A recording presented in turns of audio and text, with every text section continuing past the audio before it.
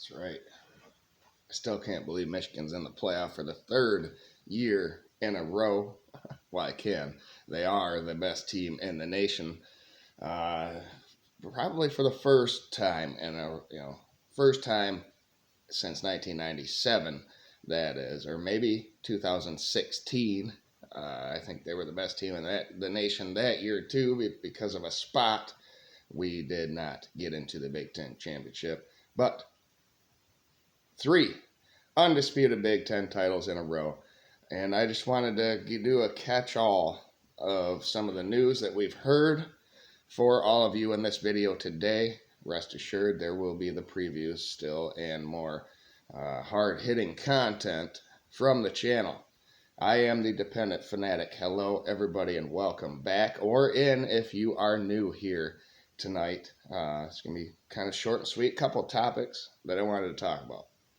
First is the playoff. It's crazy that Michigan, Texas, and Washington are all playoff teams, when Michigan next season will be playing both Texas in the non-conference and Washington in a Big Ten game.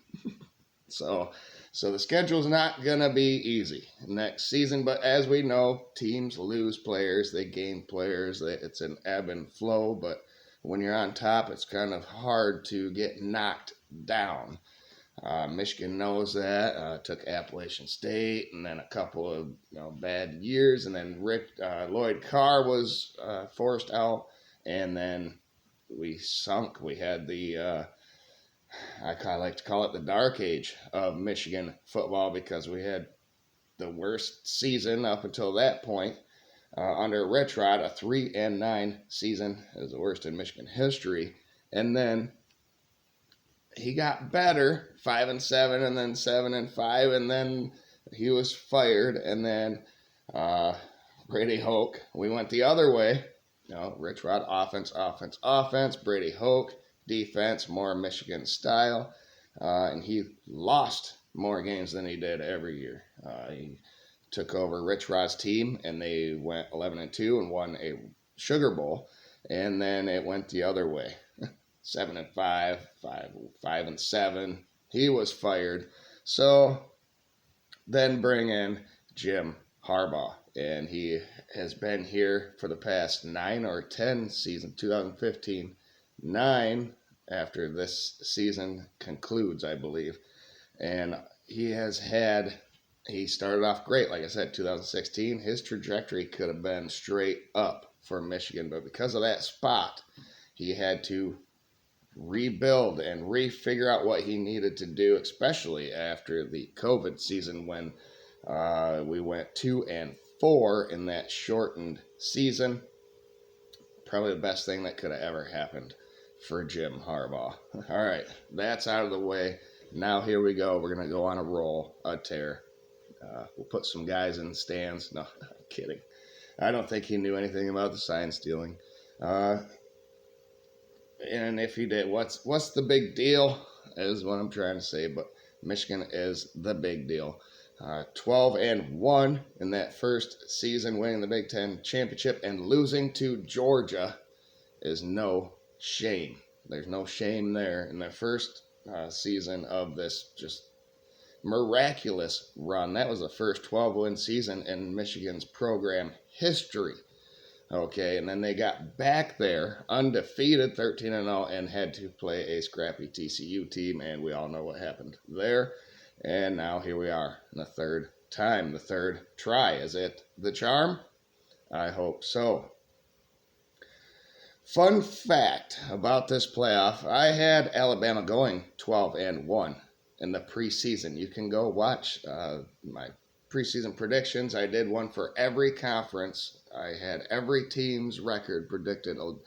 Alabama was 12-1, but I had their loss being to Georgia in the conference championship game in the SEC, not to Texas at home. So I thought they would be left out. So that right there was the difference, because the rest of the conferences stepped up their game this year. Even the ACC with Florida State. Sorry for your, my condolences go to Florida State. Go beat Georgia, and maybe you can say something, but I doubt it. But they weren't going to leave the SEC out. It was always the SEC Invitational. It was always the Alabama Invitational until the baton was handed to Georgia. Now Alabama stole it back. It's going to be awesome. As far as the Heisman, Blake Corum didn't get enough opportunities for yards, so he was left out of the Heisman finalists, even though he has like 22 or more touchdowns rushing.